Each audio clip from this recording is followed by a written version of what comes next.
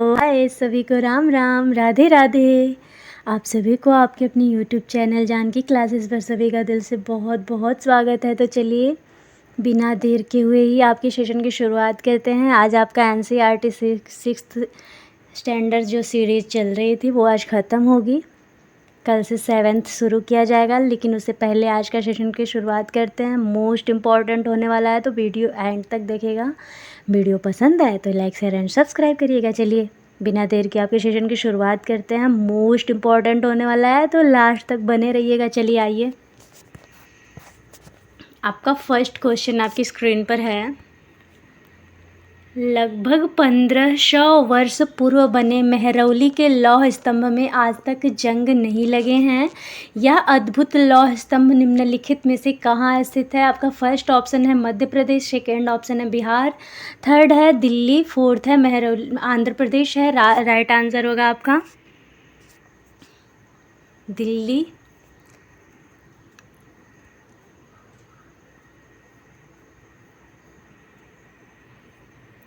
मेहरौली का लौह स्तंभ दिल्ली में कुतुब मीनार के परिसर में खड़ा है। इसकी ऊंचाई 7.2 मीटर और वजन 3 टन से भी ज़्यादा है।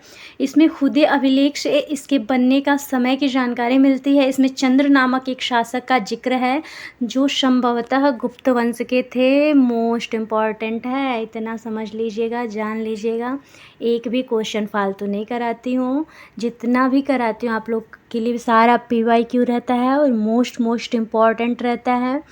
तो वीडियो एंड तक देखिएगा। वीडियो पसंद आए तो लाइक शेयर एंड सब्सक्राइब करिएगा। चलिए स्टडी पे फोकस करिए। आइए नेक्स्ट क्वेश्चन देखते हैं। ये सारे मोस्ट इम्पॉर्टेंट है, इतना ध्यान दीजिएगा। ये PYQ में आपका क्वेश्चन बनना है तब लेकर आए हैं। आइए नेक्स्ट क्वेश्चन देखते हैं। नेक्स्ट क्वेश्चन आपकी स्क्रीन पर है। स्तूपों के संदर्भ में निम्नलिखित में से कौन सा कथन सही नहीं है? फर्स्ट ऑप्शन है स्तूप का शाब्दिक अर्थ टीला होता है। सेकेंड ऑप्शन है स्तूपों में सजावट के लिए रखा जाने वाला गोल धातु का डिब्बा धातु मंजूसा होता है, मंजूसा कहलाता है। थर्ड ऑप्शन है स्तूपों के चारों ओर परिक्रमा हेतु बना वृत्ताकार पथ प्रदक्षिणा पथ कहलाता है। फोर्थ ऑप्शन है प्रदक्षिणा पथ को रेलिंग से घेर दिया जाता था जिसे वेदिका कहते हैं। आपसे क्वेश्चन पूछ रहा है कि स्तूपों के संदर्भ में निम्नलिखित में से कौन सा कथन सही नहीं है? तो आपका राइट आंसर ए भी सही है। स्तूप का शाब्दिक अर्थ टीला होता है, बिल्कुल सही है। स्तूपों के चारों ओर परिक्रमा हेतु बना वृत्ताकार पथ प्रदक्षिणा पथ कहलाता है। आपका ये भी एकदम सही है। प्रदक्षिणा पथ को रेलिंग से घेर दिया जाता था जिसे वेदिका कहते हैं। जो लोग NCERT पढ़े होंगे उनको पता होगा। आपका रॉन्ग आंसर यही है, मतलब यही सही है। इसमें पूछा है कौन सा कथन सही नहीं है, तो आपका राइट आंसर ये होगा। और ये सारा आपका स्तूप का शाब्दिक अर्थ टीला होता है, ये बात सही है। स्तूप के चारों ओर परिक्रमा हेतु बना वृत्ताकार पथ प्रदक्षिणा पथ कहलाता है, ये भी सही है। प्रदक्षिणा पथ को रेलिंग से घेर दिया जाता था जिसे वेदिका कहते हैं, ये भी सही है। जिसको फर्स्ट अटेम्प्ट में पास करना है, मैं आप लोगों से रिक्वेस्ट कर रही हूँ कि आप लोग NCERT और PYQ देते रहिए। NCERT मोस्ट इम्पॉर्टेंट आपके हर एग्ज़ाम के लिए है।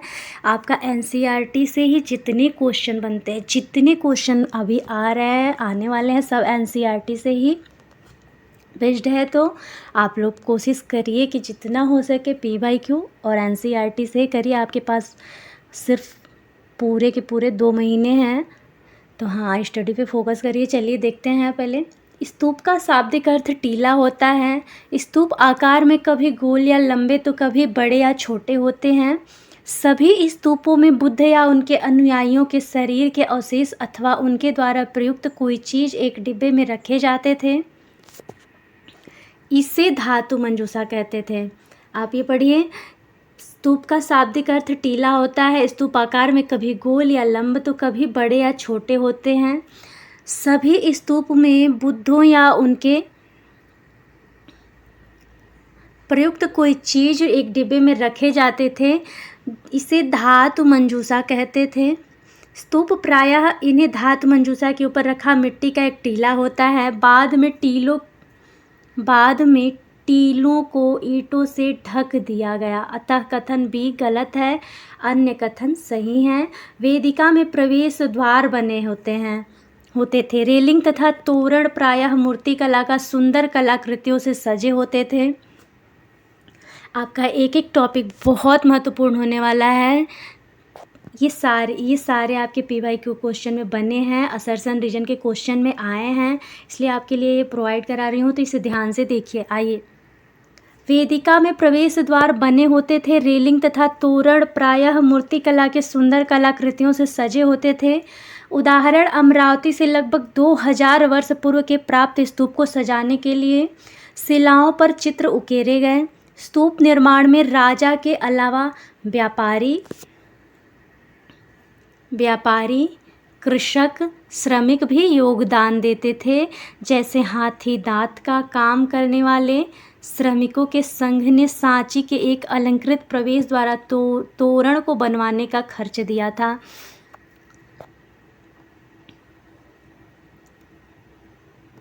मैं बार बार बोल रही हूँ कि बहुत महत्वपूर्ण होने वाला है सेशन, तो प्लीज़ एंड तक बने रहिएगा। ये नेक्स्ट देखते हैं। जो लोग NCERT नहीं पढ़ के जाते हैं वही लोग, जितने भी टेट में फेल होने वाले जितने भी बच्चे हैं, अधिकतर बच्चे सोशल साइंस में ही फेल होते हैं। सोशल साइंस आपका बहुत टफ है, एक एक टॉपिक आपका NCERT से पूछा जाता है, और जो बच्चे NCERT अच्छे से पढ़ के जाते हैं उनका तो फर्स्ट अटेम्प्ट में क्लियर होना ही होना है, ये तो तय है। आइए नेक्स्ट क्वेश्चन देखते हैं। पूर्व मध्यकालीन आरंभिक हिंदू मंदिरों के संदर्भ में निम्नलिखित कथनों पर विचार कीजिए। फर्स्ट ऑप्शन है मंदिरों का सबसे महत्वपूर्ण भाग मंडप होता था। सेकेंड ऑप्शन है मंदिरों में गर्भगृह नाम की एक जगह होती थी, यह एक सभागार होता था जहां लोग एकत्र होते थे। गर्भगृह के ऊपर काफ़ी ऊंचाई तक निर्माण किया जाता था जिसे शिखर कहते थे। आपका उपर्युक्त कथनों में से कौन से कथन सही हैं? आपका पूछ रहा है केवल 1 और 2, केवल 2 एंड 3, थर्ड है केवल 3 और फोर्थ है 1, 2 एंड 3। आपसे पूछ रहा है कि मंदिरों का सबसे महत्वपूर्ण भाग मंडप होता था, जो कि बिल्कुल गलत है। मंदिरों में गर्भगृह नाम की एक जगह होती थी, यह एक सभागार होता था जहां लोग एकत्र होते थे, ये भी गलत है। यह एक गर्भगृह नहीं, एक मंदिरों गर्भगृह पूजा का एक जगह होता था। अभी दिखाते हैं, रुकिए आप लोग। गर्भगृह के ऊपर काफ़ी ऊंचाई तक निर्माण किया जाता था जिसे शिखर कहते थे। आपका राइट आंसर होगा सिर्फ केवल 3। आइए देखते हैं। मंदिरों का सबसे महत्वपूर्ण भाग गर्भगृह होता था जहां मुख्य देवी देवता विष्णु शिव दुर्गा आदि को रखा जाता था। इसी स्थान पर पुरोहित धार्मिक अनुष्ठान करते थे और भक्त पूजा करते थे।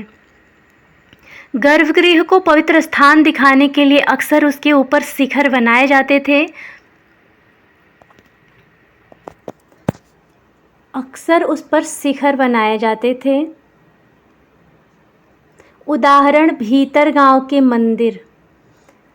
अधिकतर मंदिरों के मंडप के नाम की जगह होती थी, यह एक सभागार होता था जहां लोग इकट्ठा होते थे, अतः केवल 3 सही है। आरंभिक हिंदू मंदिरों में भीतरगांव के मंदिर लगभग 1500 वर्ष पूर्व महाबलीपुरम को एकास्मिक मंदिर, ऐहोल का दुर्गा मंदिर लगभग 14 वर्ष पूर्व आदि बहुत प्रसिद्ध हैं। एकास्म मंदिरों की विशेषता है कि इन्हें एक विशाल शिलाखंड को ऊपर से नीचे की ओर तराश कर बनाया जाता था। मैं बार बार बोल रही हूँ, मोस्ट इम्पॉर्टेंट है, तो ध्यान से देखिएगा। नेक्स्ट क्वेश्चन देखते हैं।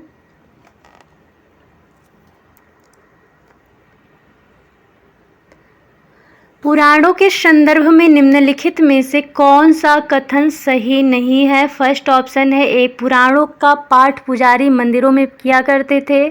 सेकंड है, इनमें पूजा विधियों के साथ संसार की सृष्टि तथा राजाओं के बारे में भी कहानियां हैं। थर्ड ऑप्शन है अधिकतर पुराण सरल संस्कृत श्लोक में लिखे गए हैं जिससे सब उन्हें सुन और समझ सकें। फोर्थ ऑप्शन है स्त्रियां तथा शूद्र जिन्हें वेद पढ़ने की अनुमति नहीं थी वे पुराणों को भी नहीं सुन सकते थे। आपका राइट आंसर होगा। पूछ रहा है पुराणों के संदर्भ में निम्नलिखित में से कौन सा कथन सही नहीं है, तो आपका पुराणों का पाठ पुजारी मंदिरों में किया करते थे, बिल्कुल सही है। इनमें पूजा विधियों के साथ साथ संसार की सृष्टि तथा राजाओं के बारे में कहानियाँ, बिल्कुल सही है। अधिकतर पुराण सरल संस्कृत श्लोक में लिखे गए हैं जिसमें सब उन्हें सुन और समझ सके, बिल्कुल सही है। राइट आंसर पूछ रहा है नहीं है, तो स्त्रियां तथा शूद्र जिन्हें वेद पढ़ने की अनुमति नहीं थे वे पुराणों को भी नहीं सुन सकते थे, बिल्कुल गलत है। आइए जानते हैं।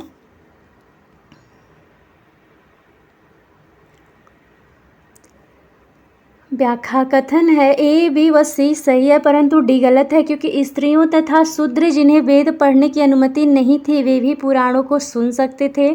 पुराणों का शाब्दिक अर्थ होता है प्राचीन। ये पूर्व मध्यकाल में लिखे गए थे। चलिए नेक्स्ट टॉपिक देखते हैं।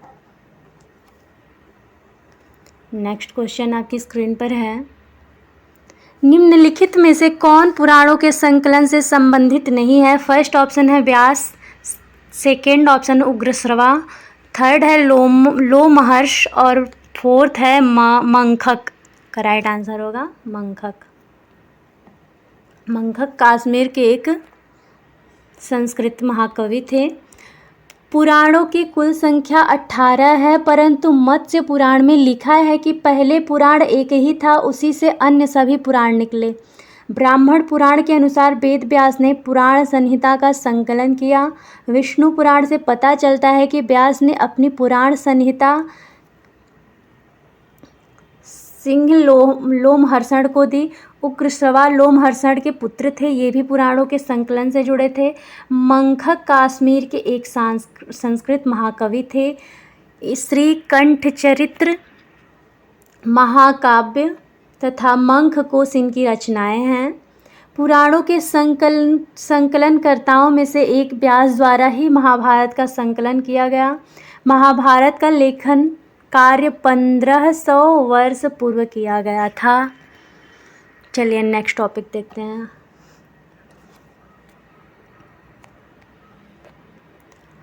नेक्स्ट क्वेश्चन आपकी स्क्रीन पर है। आर्यभट्टियम के लेखक आर्यभट्ट निम्नलिखित में से किनसे संबंधित हैं? फर्स्ट ऑप्शन है ज्योतिष, सेकेंड ऑप्शन है खगोल, थर्ड ऑप्शन है गणित। का राइट आंसर है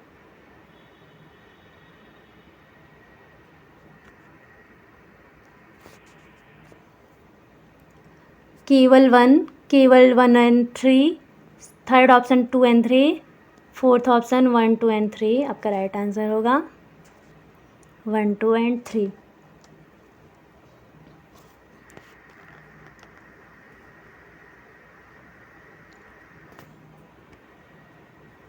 व्याख्या है गणितज्ञ तथा खगोल शास्त्री आर्यभट्ट ने संस्कृत आर्यभट्टीय नामक पुस्तक लिखी। एक महान ज्योतिषविद भी थे। इन्होंने अपनी पुस्तक में लिखा कि दिन और रात पृथ्वी के अपनी धुरी पर चक्कर काटने की वजह से होता है। उन्होंने ग्रहण के बारे में वैज्ञानिक तर्क दिया। उन्होंने वृत्त की परिधि को मापने की भी विधि ढूंढने की निकाली जो लगभग उतना ही सही है जितना आज प्रयुक्त होने वाली विधि है। आपका तीनों ऑप्शन सही है। नेक्स्ट क्वेश्चन देखते हैं। आई होप आप लोग। आइए नेक्स्ट क्वेश्चन आपकी स्क्रीन पर है। सुनने के संदर्भ में निम्नलिखित कथनों पर विचार कीजिए।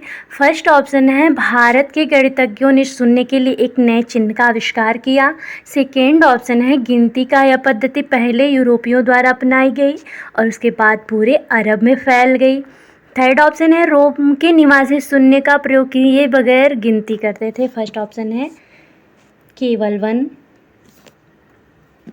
सेकेंड ऑप्शन है केवल 1 एंड 3। थर्ड ऑप्शन है 2 एंड 3। फोर्थ ऑप्शन है 1 2 एंड 3। आपका राइट आंसर होगा केवल 1 और 3। और ये गिनती की यह पद्धति पहले यूरोपियों ने नहीं, पहले अरबियों ने अपनाई। उसके बाद पूरे यूरोप में फैल गया। आपका एक एक टॉपिक इतना इम्पोर्टेंट होने वाला है कि मैं आपको बता नहीं सकती। तो आप लोग प्लीज़ स्टडी पे इतना फोकस करिए कि आप लोग का फर्स्ट अटेम्प्ट में निकल जाए, क्योंकि सोशल साइंस ऐसा सब्जेक्ट है कि सीटेट में देने वाले बीएड के बच्चे जो भी हैं प्रेजेंट टाइम में जो भी दे रहे हैं वो लोग बिल्कुल स्टडी पे फोकस करें, क्योंकि इस बार सिलेबस चेंज होने वाला भी है।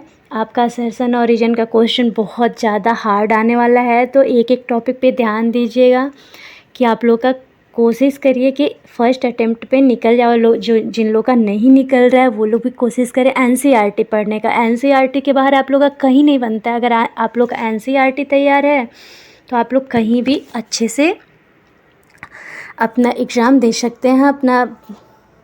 चलिए आइए देखते हैं नेक्स्ट टॉपिक, नेक्स्ट क्वेश्चन है। चलिए पहले ये जानते हैं। ये देखिए, व्याख्या है आपका 1 और 3 सही है परंतु 2 गलत है, क्योंकि गिनती की यह पद्धति अरबों द्वारा अपनाई गई और तब यूरोप में फैल गई। अन्य अंकों का प्रयोग पहले से ही होता था। आइए नेक्स्ट टॉपिक देखते हैं बिना देर किए हुए।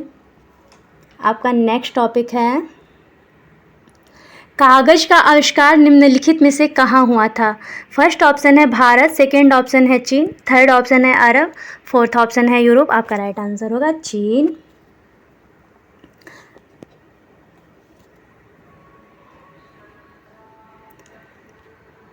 कागज़ का आविष्कार लगभग 1900 वर्ष पूर्व चीन में लून नाम के व्यक्ति ने किया था। ये क्वेश्चन आपका PYQ में बना हुआ क्वेश्चन है, तो बिल्कुल ध्यान से देखिएगा।